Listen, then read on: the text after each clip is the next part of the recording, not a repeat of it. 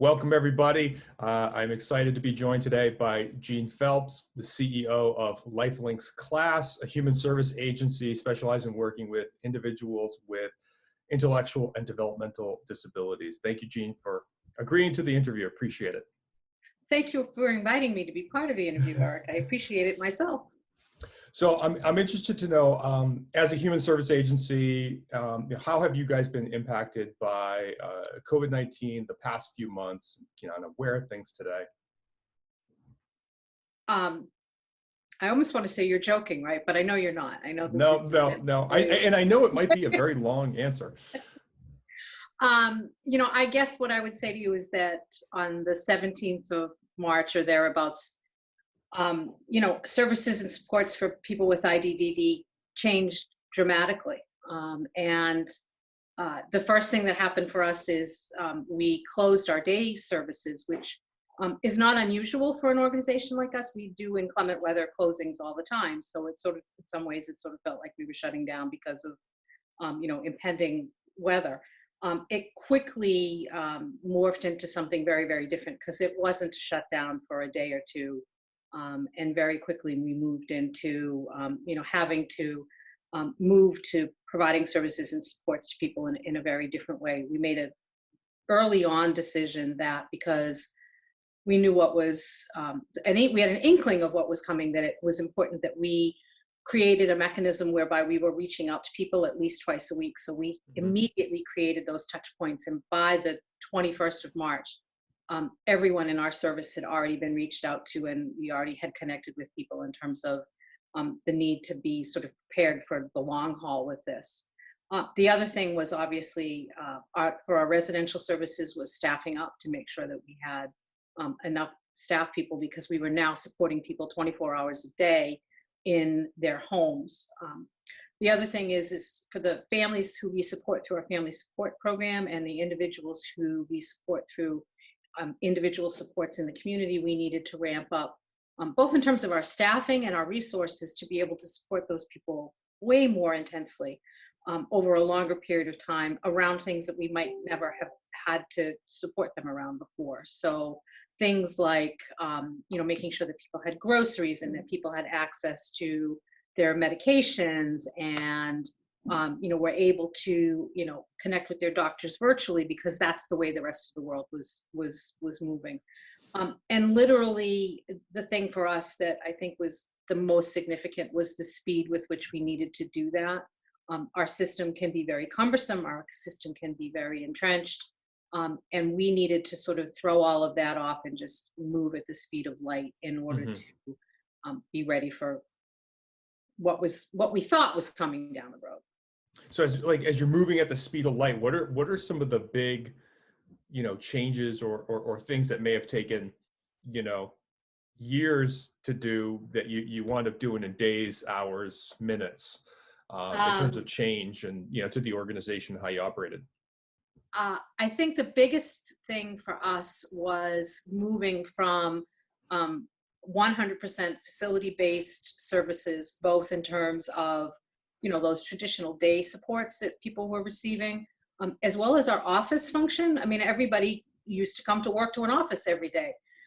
And literally between Tuesday, the 17th of March and Friday, the 21st of March, so 4 days, we had flipped all of our admin staff to being able to work from home remotely. We had set our clinical team and our staff, day program staff were already working on ways to create virtual programming so that people could still be connected. We stood up a calendar on our website literally overnight. We bought a plugin to put a calendar on the website so people can just go to our website, see the variety of activities that are being offered, and click on that activity and be connected to a Zoom activity in real time. In other times, it would have taken us, a couple of months to plan, a couple of months to, to figure out did it make any sense, how much it was going to cost. I think one of the things, a really good example is for about 2 years, we had been talking about whether or not we wanted to take our accounting platform and move it into the cloud, because we were hemming and hawing about needing to buy a new software package and Literally, we moved it overnight into the cloud so that all of the finance team could work remotely. Um, and again, that was something that we had been kicking around for 2 years, and it happened in less than 24 hours. So necessity became the mother of invention in some respects. And also when you're not fettered by a whole lot of bureaucracy and um, oversight, I think you can move incredibly quickly, and that's what we did. Yeah, and were there any specific things, I mean, in terms of, the staffing or the things that you did that moved quickly and others really didn't, that you had to push harder on? Um, we made a decision sort of early on that we were not going to wait for guidance from the state. Typically in this industry, there's policy, procedure, regulation. We're very heavily regulated, as you know, and we felt that we needed to basically articulate some best practices in terms of what we thought was best practice for us. At the top of that list was the life, health, and safety of the individuals who we support, and that every decision that we would make would be guided and tempered by that. So very early on, we made a decision that we were not going to wait for the state in terms of guidance. And as a matter of fact, the state sort of wanted providers just to do what they needed to do in order to get through this. So we had sort of a tacit go ahead to go ahead and do what you need to do. Very early on, I empowered our nursing staff, because obviously this being a healthcare crisis, I empowered our nursing staff to work to the greatest extent under their license, which is not typical in the DD world. So nurses were able to make decisions on the ground in terms of what made the most sense. We didn't seek approval from the state to do that. We just felt it was something that we needed to do in order to be best prepared.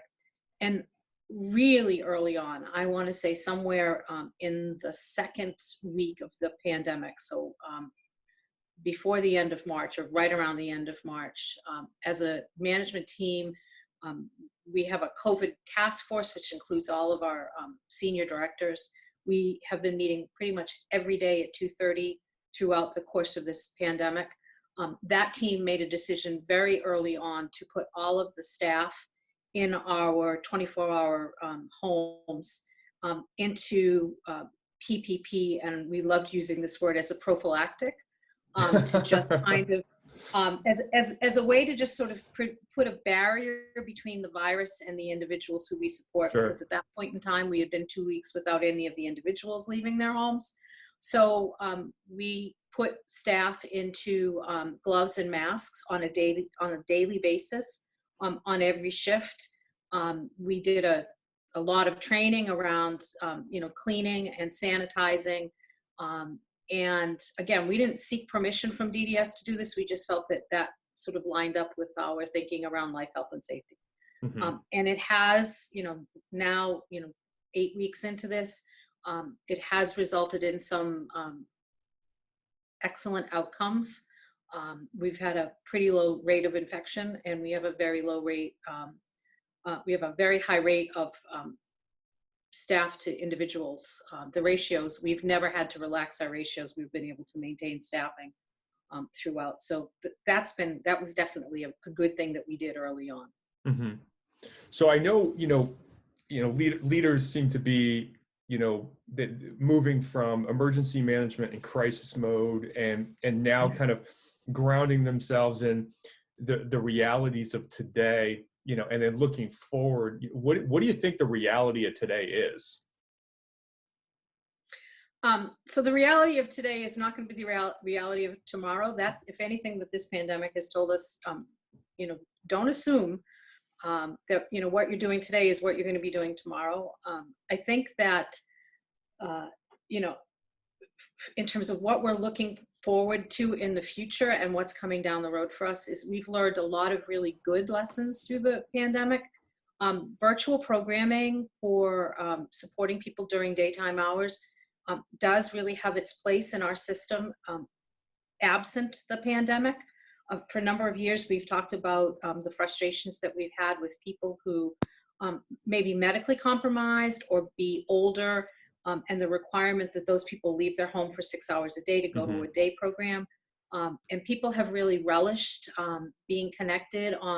And again, it's not for 6 hours a day, but for a few hours a day to be able to engage in some programming or do some, some yoga or some chair exercise or do an arts and crafts activity and see people through this platform of Zoom. It's been incredibly effective. It's still kept people connected, and I do think that that's something that we will be continuing to do for a very long time. And it looks like our funding sources, especially Mass Health on the rehabilitation side, as well as DDS, are supportive of that going forward. So I think that's the big thing. I think the other thing that we're learning, we've learned through this pandemic, it is capable for one agency to support an individual for 24 hours a day, 7 days a week, very effectively. And all of the organizations that are doing that seem to be having pretty good success. And it doesn't seem like we need to put people into buckets of day or residential or transportation services. I think the other thing is that when we give our staff a challenge, for the most part, those staff rise to that challenge and figure out better, smarter, and more effective ways of doing things that they've been doing for years. We've had some really long-standing staff here at Lifelinks Class, and they really have come through in wonderful ways in terms of creating their creativity and their effectiveness to pull together programming. So I do think that we may be sitting on the edge of a pretty large systemic change in terms of how the service system is going to be moving forward, and that might be the nice upside of this pandemic.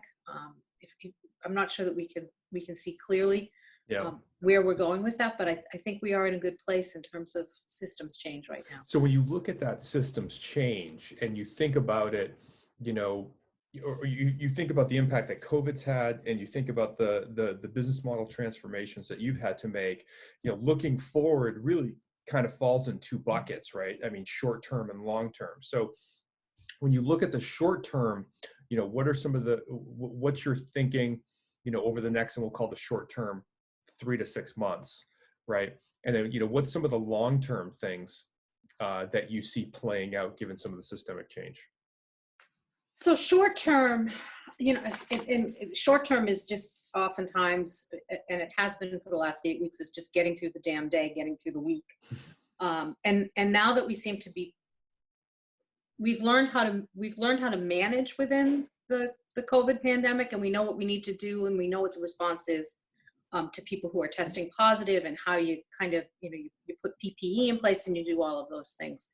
I think so for right now, for us, for the short term, we're really sort of focused on where are the opportunities for Lifelinks Class, and where can we put our energies to begin retooling for what we think that long term is going to be. So that's what we're kind of spending the next several weeks on. It finally feels like we can breathe a little bit. It was very frenetic through most of April, and I feel like there's been an easing of that pace.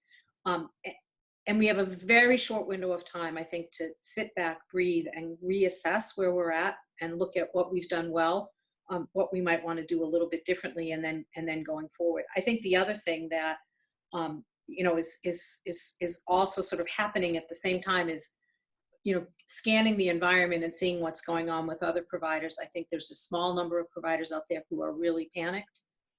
They have not weathered the storm well financially. They may not have weathered the storm as well in terms of just overall performance, in terms of getting through the pandemic. I think some of those organizations are worried about their immediate future, and are they even going to exist 3 to 6 months from now? And I don't think we've ever been in a situation where that's been as prominent and as much sort of on the radar screen for people as it is right now. For us, we've made it through, I won't say financially unscathed, but we're going to be fine for this fiscal year. Thinking forward, though, and thinking where we want to be, one of the things that I know we want to be on top of is, are we right sized to continue to manage through the next 8, 10, 12 months of this pandemic? And then are we right-sized for what we think the future is going to be? Because if the state holds on to all of these things that we think are great right now, and there is sort of a sea change around what services and supports are going to be, we really want to be driving that change. We don't want to be, I've said this to my staff, we don't want to be the victim of change.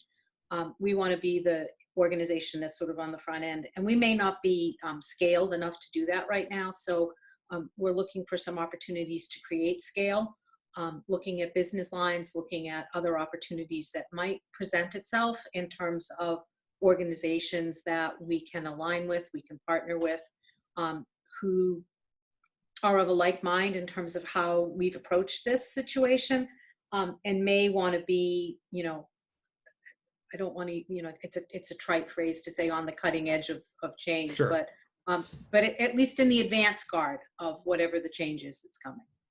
Okay. And then, in looking at that scale, given that, technology helped get through some of the crisis, right? Whether that's, telecare, telehealth, telemedicine, Yep. et cetera, or just engaging people socially, virtually. Technology has played a huge part of, the innovation. How do you see technology and or innovation kind of playing itself out over the next few years? So technology during a time of a pandemic is a blessing and a curse. So let me go back. Let me go to the curse first, and then we can talk about the blessing. So the curse is one of the things that we kind of really weren't ready for was, we didn't have, our technology plan hadn't been finished. We were in the middle of doing some big sort of behind the scenes technology work because of our recent merger. We were trying to get what were, the two former organizations on the same platform. We were doing a number of conversions of hardware because of the sunsetting of the Windows 7 operating systems, and we were upgrading a whole bunch of machines. And literally, we were smack dab in the middle of this, and then along comes COVID-19. And we knew, we knew from our strategic planning process that technology was one of our weaknesses that we needed to make a strength really, really quickly.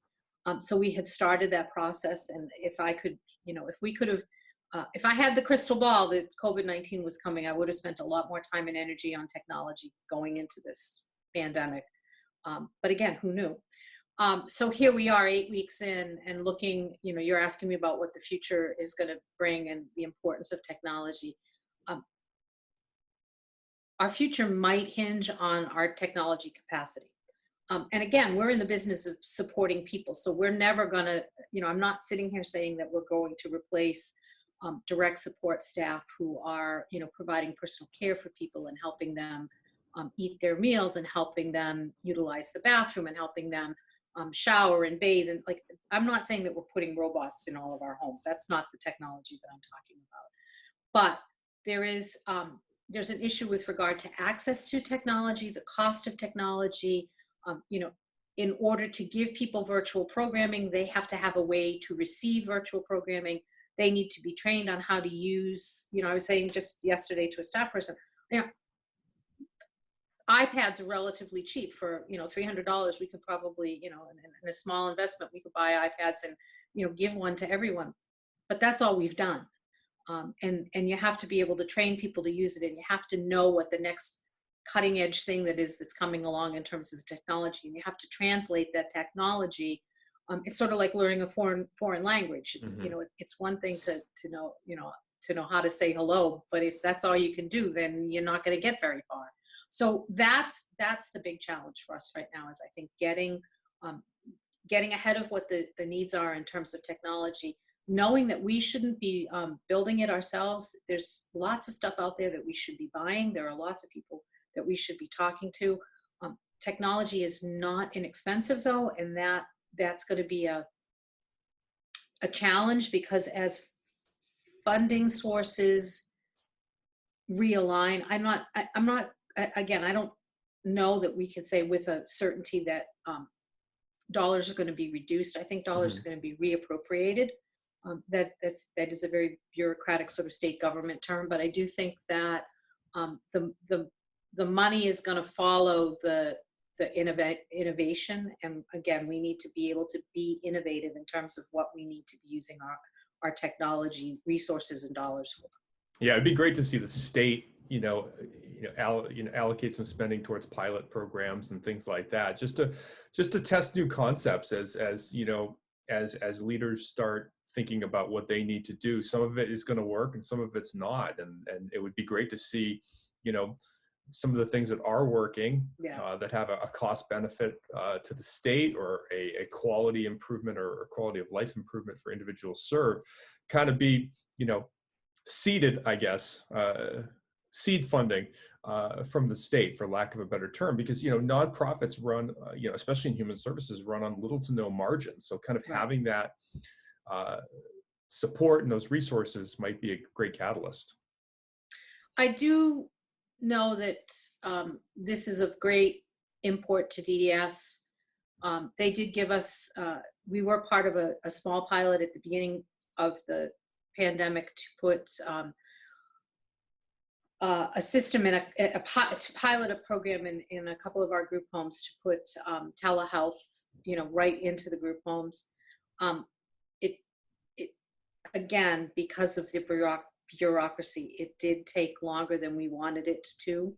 And that's probably the only caveat, is that it would be great if the state could do that and also figure out a way Mm-hmm. to just get the money out to us without having to, if we could just push the bureaucracy aside in order to be able to do some of this. Because, our service system has changed dramatically in 8 weeks. And it might be the biggest change in the 60 or 70 years of, the industry known as services to persons with IDDD. We've had a taste of how easy it is to make change in 8 weeks. It would be extremely unfortunate if we went backwards to the old bureaucratic ways of, it takes weeks and months and you have to get approval and 62 people have to sign off on it. And again, I realize that there's risk involved with speed, right? But it's having faith and confidence that the people that you're putting into those positions to make those decisions are doing it the right way. And then you're constantly sort of cycling back and doing the check-ins to make sure it's being done the way you want it to be done.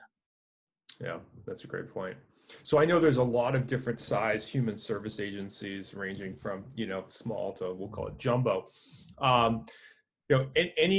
And being a leader, especially in the CEO hot seat during normal times, is a challenge. But, in times of crisis is absolutely crazy and bonkers, as you very well know. Any messages you want to share, any thoughts you want to share with other CEOs in the nonprofit or the nonprofit human services space, that that maybe you haven't mentioned? So I think that you need to be confident. You need to be a little bold, and you need to be a little humble at the same time. I mean, I think the thing that sort of defines who I am, and it's kind of been how we have gotten through this unprecedented time, is that you let the people who you've put into the roles do the jobs that you hired them to do. And when you ask people to stretch, and when you give them the latitude to be able to kind of move outside of their sphere of influence or their hard knowledge base, and say, let's just test this out and see what happens, you get really amazing results. And we've actually talked about this as a management team, that there was room to fail, there was room to make mistakes, and there's also room to learn and grow, and that people aren't called out or punished or chastised for doing the wrong thing, and because we didn't know what the right thing was. I mean, Right. This is unprecedented. So you can't say to people, well, you should have known better. There's no way we would have known whether or not what we were doing was the right thing to do.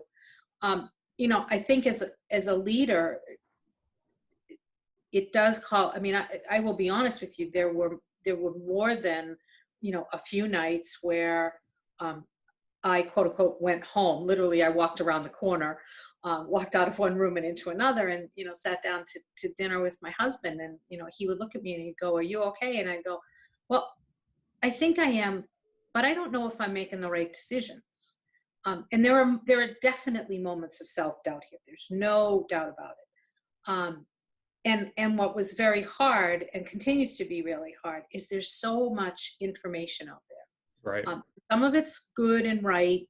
And Some of it's just crap. some of it's crap. Yeah. Some of it's just straight up misinformation. Some of it really is fake news.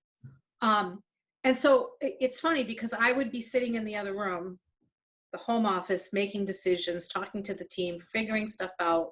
We'd have our plan, and I would literally go and we'd sit in the other room, and NBC Nightly News would be on, and I'd think, wow, that's totally different from the decision that we literally just made.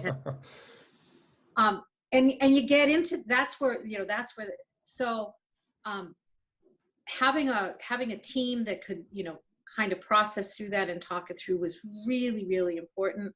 I actually think it was important for the team to know that I didn't have all the answers, and I needed to get with them to get the answers. And we're continuing to do that. I mean, even as we're thinking about how we would like to restructure our services and supports, what we would like to do with the organization going forward, how we're going to manage, DDS isn't reimbursing, the state isn't reimbursing us for all of our costs right now. Sure. There are going to be some losses. We don't know what the next fiscal year is going to look like. And we are, next week, we're 6 weeks away from the start of a fiscal year with no budget and no clear plan from the state on how we're going to proceed come July 1. So that's a lot of uncertainty to be going into a new fiscal year with. We don't have a budget right now. We don't have an agency budget for next year because we have a sense of how things might be going. So we've talked about, putting together, 2 or 3 scenario budgets that, if this, then that, based on our best guess. But I guess, so I mean, that comes back to being able to manage through the uncertainty. You and I have talked in the past about living in the mess. As an organization, we've gotten comfortable with living in the mess. And that's sort of my advice to people is you gotta have to learn to live in the mess, because if you want it to be black and white, and if you want it to be the way it used to be, I would be surprised, but I don't think we're ever going back there.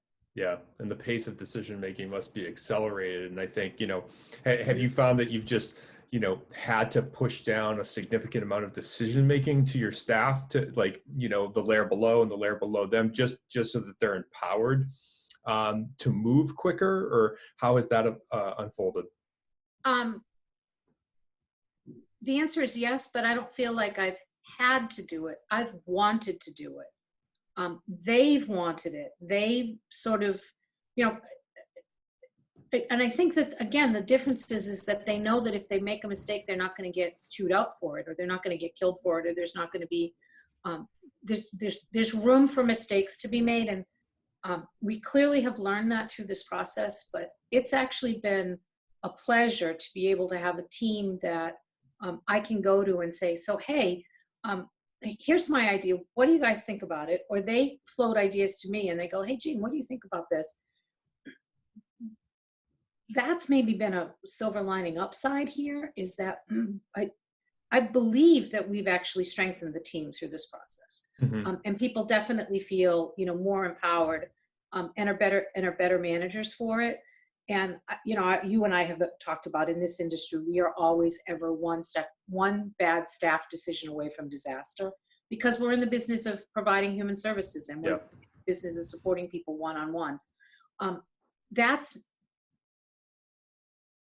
not even crossed my mind in terms of, of all the things I've lost sleep about during the pandemic. It's not been, oh my God, there's a staff person's going to make the wrong decision and it's going to be absolute disaster. It's not something that I'm losing sleep. I know it's there all the time, but it's not the thing that worries me, because the management staff is pretty smart, is very intuitive, very thoughtful, and super creative. And I think, kind of letting people run with those skills has been a benefit for us at this point in That's time. awesome. So always like to end on a high note. Are there any bright spots that came out of the crisis that, just are worth mentioning or showcasing, or, maybe the top one that comes to mind? There are tons. I mean, I guess this is somewhat reflective of the last comment, but we're in the business of people, and it is nothing short of amazing what people will do for their fellow human beings. And we've seen it play out every single day. There's a different story every single day about the awesome things that are happening, the way people are being supported, the way people are being loved. And I don't mean that, I don't say that lightly, but there's an awful lot of visible love happening. Staff who are making decisions to stay with people who who literally are putting themselves in harm's way and possibly exposing themselves to something that could possibly kill them. And we're not begging them to do that. They're doing that willfully. They're doing that because they want to do that, because they're connected to and they love the people who they support. I think the other thing is that the bonds between the management team, that the staff, the people who make up that COVID task force, they're probably tired of seeing me and themselves every afternoon at 2:30, and I kind of worry about that at some point in time. But there's, in the midst of all of this, and again, it's the resiliency of the human spirit. There's laughter and there's joy and there's mutual support for each other. And there's real, like, we've gotten to know each other so much better because of this, which I think which is nothing sort of amazing. And people have been very open and very honest and have shared very intimate and personal things within that group. But by the same token, people have been incredibly respectful and again, supportive of each other, which is really, really cool.